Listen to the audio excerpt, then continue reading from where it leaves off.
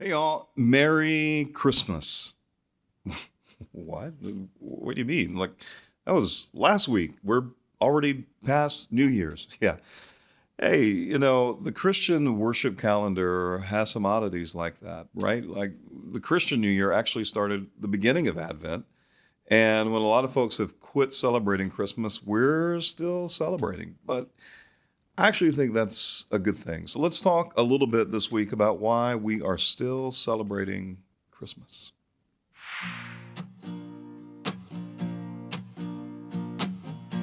Silent night, holy night, all is calm, all is bright, round yonder. All right, y'all. So, why are we still celebrating Christmas? Well, it has a lot to do with what Christmas is really about. Christmas is about something that we call the Incarnation. Now, that's a fancy word, sure, but it simply means that God has become a human being like us in order to be with us, and by being with us, to save us. All of those truths, all of those ideas are tied together in this thing that we celebrate when we celebrate Christmas. It's not about the Christmas trees or the lights or the carols or the nativity scenes or the gift giving or the being with family. And all of those things can be really, really wonderful. But ultimately, that's not what it's really about. It's the celebration that God has come to be with us, and in being with us, saves us. God has become a human being. And the incarnation, that word literally means that God has taken upon God's self our flesh. God has taken upon God's self a human body. And there's a couple things that I want to say really, really quickly about why that's important. And the first thing is essential, not just to Christmas, but I think to Christianity. And that is human bodies matter. Our faith isn't something that is simply interior, spiritual. It's not just about the heart. It's about our human bodies. The Gospel of John says right there at the beginning that the Word became flesh, right? Flesh. You can touch it, you can feel it, you can engage it. And that means that God, becoming a human being, feels what we feel, experiences what we as human beings have experienced.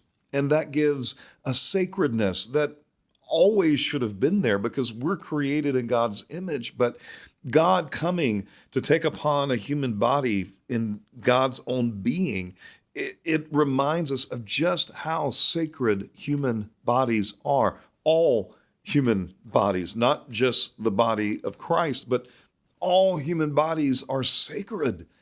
And that says something about how we should worship, right? That's what celebrating Christmas is really about. It's about honoring the sacredness of human beings, and especially human beings embodied, because y'all, that's the only way we get to be a human being, right? Is we are embodied. I'm not just my mind. I'm not just my soul. I'm not just my heart. I'm not just my feelings, but I am also my body. And so, how we treat our bodies, yes, how I treat my body matters. How you treat your body matters. But it also matters how I treat your body and all other human bodies. We don't take advantage of human bodies. We don't take violence out on human bodies. We respect human bodies. We treat them with the kind of holiness and honor that is befitting of the image of God. It also means that we care for human bodies. It means if somebody's hungry, then you share food. It means if someone needs shelter, then you try to find a way for them to have shelter, because human bodies need warmth. We need security. We need a roof over our heads. We need a place to sleep. We need a place to simply be. Hospitality comes out of all of that. And so That's what it is to celebrate Christmas, and that's why we're still celebrating Christmas. It's not just about the day. It's not just about Jesus' birth, but it's about this reality of who God is and how God shows us who God is, and therefore shows us who we are and how we ought to interact with one another.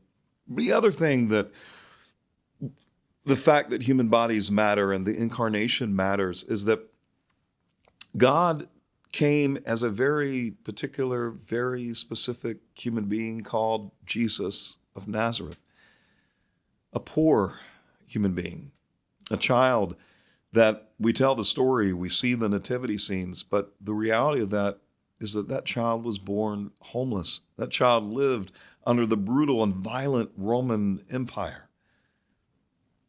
God didn't come as a human being as some kind of philosophical abstraction, right? God came as a human being suffering under the brutality of empire. That tells us something about where God chooses to locate God's self in human history. When God comes to be with us, God comes to be with us among those who are hurting the most, among those who are suffering the most. It's not just the body of Christ, it's all the bodies of Christ among the homeless, the sick, and the poor, and the suffering, and those who are brutalized by violence, refugees, immigrants. That reality shows us where God is, and to celebrate Christmas means that's where we should be, right? We should be there in solidarity. We should be there in hospitality. We should be there in forming communities where human beings have the things that they need, where human bodies are able to get the things that human bodies need. Like, that is the vocation of the church. That's the mission of the church. That's what it is to be a Christian. That's what it is to celebrate Christmas. So, y'all, Merry Christmas.